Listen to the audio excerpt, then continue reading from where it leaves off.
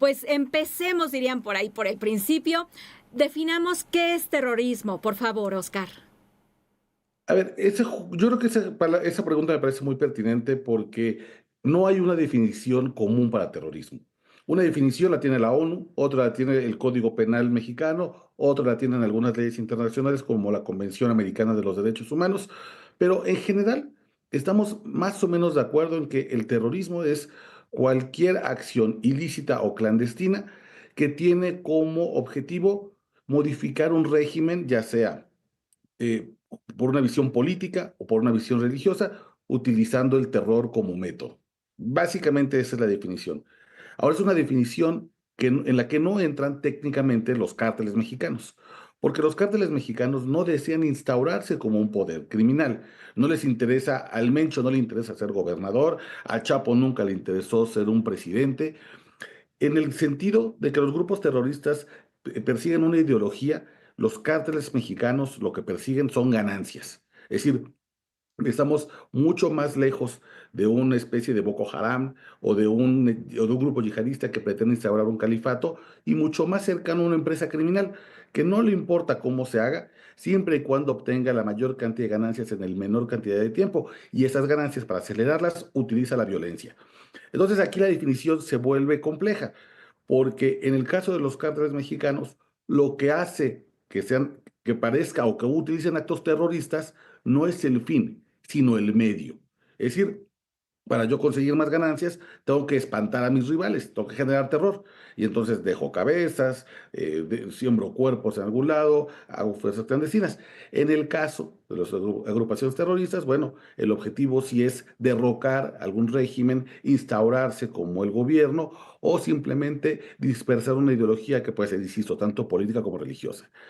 En ese sentido, bueno, si atendemos a estas diferencias, los grupos criminales en México son únicamente empresas criminales con un alto nivel de ejecución de violencia.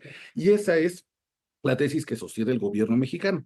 Y al sostener esa tesis, al no querer declarar sus agrupaciones terroristas, no le da pie a que Estados Unidos pueda intervenir o modificar la soberanía nacional. Estados Unidos lo ve distinto. Donald Trump piensa que estos grupos clandestinos están en colusión con el gobierno mexicano, por lo tanto, están generando un problema grave de salud pública y de seguridad en su país. Y como el gobierno mexicano es cómplice, actúa de manera coordinada con estos grupos, entonces Estados Unidos tiene la facultad, según el derecho internacional, de hacerse cargo del problema con o sin el permiso del gobierno mexicano. Estas son las dos visiones que están chocando en este momento. En este sentido, ¿qué implicaría esta designación como organizaciones terroristas a estos cárteles? Es decir, directamente, ¿esto afecta a México? Y bueno, hay que recordar también que Canadá se unió a este criterio al anunciar la inclusión de 7 organizaciones criminales, entre ellas, pues figuran también los cárteles mexicanos. Fíjate, Blanca, que a mí, déjame contestar esto con una historia. ¿Dónde Cuéntame. empieza toda esta idea de clasificar a los grupos criminales en México, los viejos cárteles de las drogas, como grupos terroristas? Esto arranca en 2019 con un acto muy, muy particular, que es la masacre de la familia Levarón a manos del brazo armado del cártel de Juárez, que es la línea. La familia Levarón es masacrada, todos vimos las imágenes terribles, había incluso bebés recién nacidos quemados vivos por este brazo armado, y debido a la condición de doble nacionalidad de la familia de Varón, es que busca justicia tanto en México como en Estados Unidos. En México, evidentemente, no transitó su petición de justicia. En Estados Unidos, en 2022, una jueza de Dakota del Norte reconoce a los Levarón como sujetos de indemnización, y la indemnización que fija es de $1,500 millones. La propia jueza dice, es una cosa simbólica. Pero el problema era a quién le cobro los $1,500 millones para dárselos a los Levarón como indemnización. No se le podía cobrar al gobierno mexicano, no se le podía cobrar tampoco a una empresa formal, porque el cártel de Juárez pues, no tiene un headquarter, no tiene una sede o no tiene un correo institucional. Entonces lo que hizo la jueza de Dakota del Norte fue acudir a la ley federal antiterrorista de Estados Unidos, es decir, a partir de este momento, cualquier bien, cualquier cuenta bancaria, cualquier edificio, cualquier vehículo, cualquier objeto que esté en territorio de Estados Unidos y que presumamos que pertenece al cártel de Juárez, se va a confiscar, se va a revender y con eso vamos a pagar la indemnización que merece la familia Levarón. Esta es la primera vez en la historia que el gobierno de Estados Unidos acude a la ley antiterrorista para castigar a un cártel mexicano. Un cártel que, por cierto, Bianca, no está en la lista de organizaciones terroristas. El cártel de Juárez no está en la lista. Está Sinaloa, cártel Jalisco Nueva Generación, Nueva Familia Michoacana, cárteles Unidos, cártel del Golfo y cártel del Noreste. Cártel de Juárez no está. Y entonces ahí es cuando comienza esta idea de que para poder castigar con eficacia a los grupos criminales en México hay que recurrir a los instrumentos antiterroristas. Y esos instrumentos son meramente financieros. Es decir, se trata de congelar cualquier activo de estos grupos criminales que esté en territorio de Estados Unidos. En teoría, ahí pararía. Es una sanción meramente económica. Sin embargo, con un presidente como es Donald Trump, con asesores tan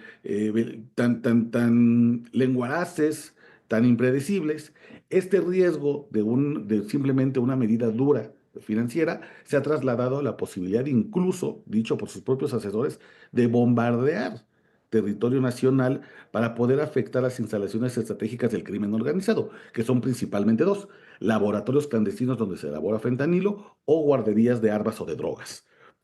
No, eso quiere decirte, la medida antiterrorista no abarca o no da derecho al gobierno de Estados Unidos a hacerlo. Son simplemente el renombre terrorista, insisto, es un tema puramente financiero. Ya si Estados Unidos quisiera hacer lo que los militares llaman la guerra remota, es decir, no enviar tropas a México, porque eso, además de que es tremendamente impopular, ya no sirve desde la guerra contra el terrorismo en Irak. Pero si quisiera enviar drones, por ejemplo, explotar, eso tendría que verlo en una legislación distinta. O entonces tendría que hacer una serie de reformas o salirse de varios convenios internacionales o se pasa por el arco del triunfo esas disposiciones y entonces viola la soberanía de México con todo lo que eso implicaría. Afectar una frontera comercial de 3.000 kilómetros y también, por supuesto, pues despertar el coraje, la ira, el respeto que necesita tener México y habría seguramente una respuesta acorde al tamaño de la invasión. Ya lo vimos con la presidenta Claudia Sheinbaum, que ayer presentó una serie de reformas constitucionales con el objetivo de que cualquier agente o policía o militar estadounidense que venga a territorio mexicano a hacer cualquier labor de investigación o de persecución sin el permiso de gobierno, se hará acreedor de inmediato a una pena de prisión preventiva automática y la mayor pena corporal posible, que por lo que escucho en Cámara de Diputados y en Cámara de Senadores, están pensando que sea 40 años de prisión. Así que bueno, estamos en ese momento. ¿Qué significa? ¿Nos bombardearán o no nos bombardearán? Pues por el momento depende del humor de Donald Trump. Así es. Oscar, también quiero preguntarte sobre otro tema que pues también está en este contexto actual. ¿Realmente existe la posibilidad de que el gobierno pueda capturar a Iván Archibaldo Guzmán, líder de los Chapitos? Esto luego de que trascendiera que en un operativo conjunto logró escapar. Mira, sin duda es el objetivo más deseado de los operativos federales que está encabezando el secretario Omar García Harfuch. Los últimos dos golpes muy importantes que le han dado a la estructura de los Chapitos te habla de que están cercando a Iván Archibaldo. Estoy hablando de la detención del 200, que era su jefe de seguridad, el hombre que había sustituido a un tipo que le decían la Perris o el 27, que quedó defenestrado debido a varias detenciones en su círculo, que él a su vez había tomado el control de la seguridad de los Chapitos cuando fue detenido el Nini, de quien dicen el propio Iván Archibaldo lo entregó a las autoridades porque no le gustaba su estilo escandaloso de vida. Y cada vez vemos que cuesta mucho más trabajo a Iván Archibaldo poder sustituir estos perfiles. En el crimen organizado nosotros decimos que una vez que cortas una cabeza, a la hidra le salen tres. Y eso es cierto, pero también la excepción confirma la regla. Hay ciertos perfiles que por la especialidad que tienen, los secretos que conocen, no se pueden reemplazar. Pensemos esto como si los Chapitos fueran una gran empresa transnacional, una especie de Walmart, por ejemplo. Si hoy una empresa de ese tamaño, internacional, que es en muchísimos países, perdiera, por ejemplo, a su CFO, al hombre que les ve toda la división económica, ¿cuánto tiempo tarda Walmart en conseguir de vuelta un perfil tan especializado como ese? Seguramente la búsqueda de ese talento tardaría meses y tendrían que robarlo de alguna otra gran empresa transnacional, ¿no? Hay perfiles que justamente por su especialidad no se consiguen rápidamente, no se reemplazan. Y personajes como el 200, que es su jefe de seguridad, pues no es un jefe de plaza cualquiera, es el hombre que conoce los secretos, las casas, las rutas, dónde están las vías de escape con los que cuenta Iván Archibaldo en Culiacán para poder escapar a los operativos. Es un golpe durísimo. Y solamente horas antes del golpe de la detención del 200, se conoció el golpe de la detención del Güero, Canabrio Insunza, que era el operador financiero. Decían que era incluso el tercero en importancia en la estructura de los Chapitos. Un hombre que, permíteme la comparación, querida Bianca, si los Chapitos fueran una dependencia de gobierno, si fuera una secretaría de Estado, el Güero sería una especie de oficial mayor. El hombre que mueve y revisa los recursos económicos, materiales, humanos, financieros de la estructura. De ese tamaño era el golpe. Entonces, por eso hemos estado cada vez con mayor expectativa de que Iván Archibaldo se haya detenido. Esto no era una realidad hasta hace un año. Iván Archibaldo, sí, era un tipo que estaba siendo muy buscado, que por supuesto tenía un grado de importancia, pero se veían otros objetivos que podían ser probablemente más factibles de ser tenidos.